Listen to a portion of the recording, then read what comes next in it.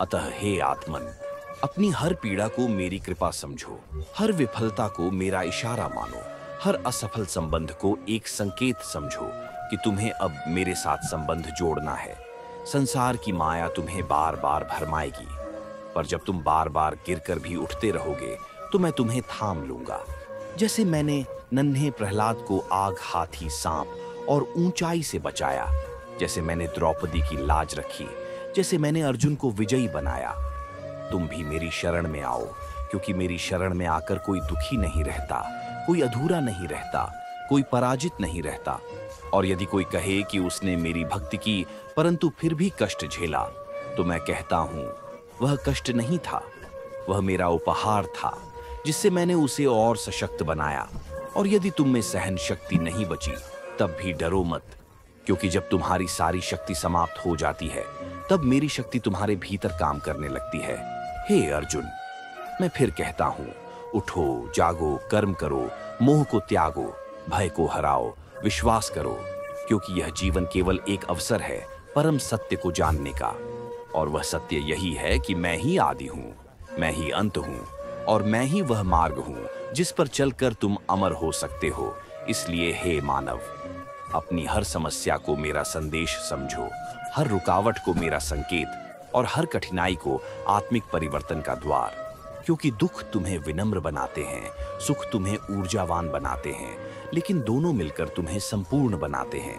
और मैं केवल उसी को अपने हृदय में स्थान देता हूं जो इन दोनों को संभव से देखे, न अधिक हर्षित हो, न अधिक विषादग्रस्त। जो साक्षी भाव से अपने जीवन को जिए, वही सच्चा भक्त है, वही मेरा सखा है, वही मेरे निकट है। अब बोलो, क्या तुम मेरे निकट आना नहीं चाहते?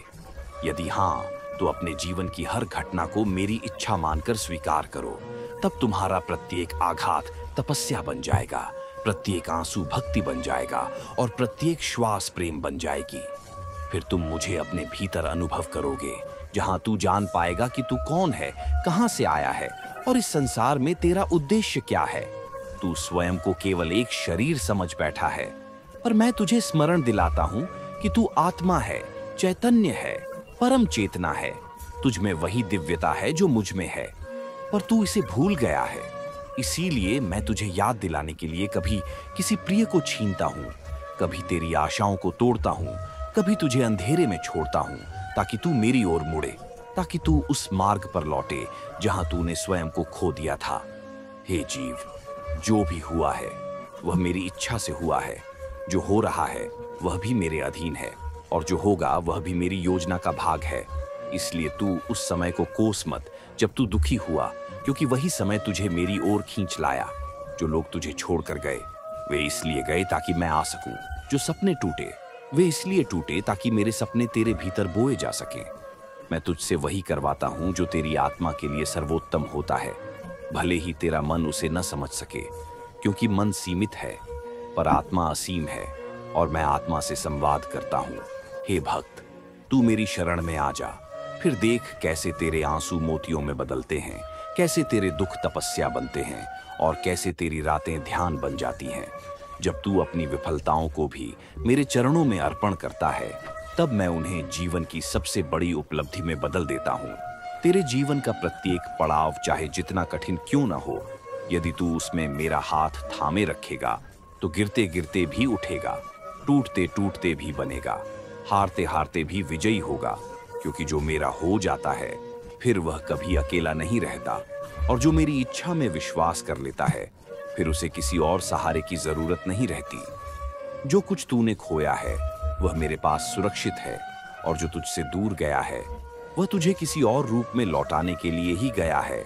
बस तू धैर्य रख, श्रद्धा रख और सबसे बढ़कर समर्पण रख, क्योंकि समर्पण ही सच्ची भक्ति का मूल है और भक्ति ही आत्मा की मुक्ति का द्वार। याद रख, दुख की गहराइयों में ही ईश्वर की निकटता का अनुभव होता है, और तू जितना गहराई में जाएगा उतना ही मेरा सानिध्य पाएगा। अब बस तू एक बार हे कृष्ण कहकर पुकार, फिर देख मैं कैसे तेरे भीतर उतरकर तेरे सारे घावों को शांति में बदल देता हूँ, तेरे भय को श्रद्धा में और तेरी पीड़ा को प्रकाश में। क्योंकि मैं वही हूँ जिसने सुदामा के फटे चीथड़ों में भी प्रेम देखा, जिसने द्रौपदी की लाज रखी, जिसने अर्जुन को उसकी हिम्मत लौटाई। और आज मैं तुझसे कहता हूँ, तू मेरा है, मैं तेरा हूँ, और यह जो जीवन तू जी रहा है वह मेरा दिया हुआ एक अमूल्य अवसर है स्वयं को जानने का, दुखों के माध्यम से मुझ तक पहुंचने का और अंततः मुझे पा जाने का। अपने हर स्पंदन में मेरी उपस्थिति पाओगे और जानोगे कि कृष्ण केवल बाहर नहीं, भीतर भी बोलता है। सुनो उस आवाज को जो कहती है, मैं हूं, मैं तुम्हारे साथ हूं, मैं हर दुख में तुम्हारे कंधे पर हाथ रखे खड़ा हूं। और जब तुम कहो, हे कृष्ण अब और नहीं सहा जाता, तो मैं कहूं, तुमने बहुत सहा, अब विश्राम लो, अब तुम मेरे हो गए। हे आत्मन, तू जो आज टूटा सा महसूस कर रहा है, तू जो इन परिस्थितियों से हार मानने को विवश है, तू जो सोचता है कि जीवन ने तुझसे सब कुछ छीन लिया, सुन, मैं तेरा कृष्ण बोल रहा हूं, वही कृष्ण जिसने अर्जुन को युद्ध भूमि में तब संभाला जब वह अपने ही स्वजनों को देखकर बिखर गया था। मैं वही कृष्ण हूं जो हर टूटे हुए हृदय के बीच से बोलता हूं। मैं वही हूं जो तेरे अश्रुओं को भी सुनता हूं, जो तेरे मौन क्रंदन को भी समझता हूं, क्योंकि मैं जानता हूं कि जो तुझ पर बीत रही है वह केवल एक संयोग नहीं, वह मेरे द्वारा चुनी गई यात्रा है जिससे होकर तुझे अपने असली स्वरूप तक पहुंचना है। क्योंकि जब तक तू सुखों में डूबा रहता है, जब तक तुझे सब कुछ प्राप्त होता है, तब तक तू मुझे भूल जाता है। पर जब एक एक करके सब कुछ तुझसे छिनने लगता है, जब लोग दूर जाने लगते हैं, जब संबंध बिखरने लगते हैं, जब शरीर थकने लगता है, जब मन उत्तर देने बंद कर देता है, तब तू मेरी ओर देखता है। तब तू जानता है कि अब कोई और नहीं, केवल कृष्ण ही शेष है। और तब मैं तुझसे कहता हूँ, ये जो टूटा है वह तुझे बनाने के लिए टूटा है, यह जो बिखरा है वह तुझे समेटने के लिए बिखरा है, यह जो चला गया वह इसीलिए गया ताकि तू मुझ में ठहर सके। क्योंकि जब तक तू इस संसार की अस्थाई वस्तुओं में अपने सुख की तलाश करता रहेगा, तब तक तू बार बार ठगेगा जाएगा। पर जब तू जान लेगा कि यह संसार केवल एक नाटक है जिसमें पात्र बदलते रहते हैं, दृश्य बदलते रहते हैं, भावनाएं भी बदलती हैं, तब तू जान जाएगा कि जो कुछ भी तुझे सत्य प्रतीत होता है वह केवल माया है। और तब तेरा चित्त मेरे चरणों की ओर प्रवाहित होगा। जैसे नदी समुद्र की ओर बहती है, वैसे ही तू भी अंततः मेरे ही ओर लौटेगा। और मैं तुझे बता दूं, हे प्रिय आत्मा, जो दुख आज तुझे असहनीय प्रतीत होता है, वही दुख कल तुझे इतनी शक्ति देगा कि तू फिर कभी उस बात पर रोएगा नहीं। तेरा यह दुख ही तुझे गहराई में ले जाएगा। हे मनुष्यों, तुम जो स्वयं को दुर्बल, टूटा हुआ, भटका हुआ, पीड़ित और व्याकुल मानते हो, सुनो मेरे वचनों को।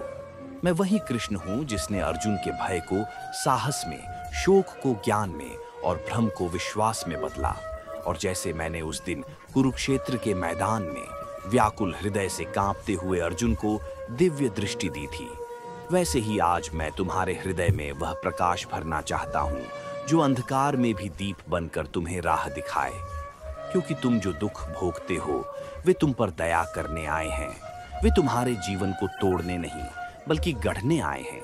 वे तुम्हारी आत्मा को जगाने आए हैं ताकि तुम जान सको कि तुम केवल यह शरीर नहीं, तुम केवल यह नाम, यह प्रतिष्ठा, यह परिस्थिति नहीं, तुम तो वह आत्मा हो जो न जल में भीगती है, न अग्नि में जलती है, न हवा उसे हिला सकती है और न मृत्यु उसे मिटा सकती है।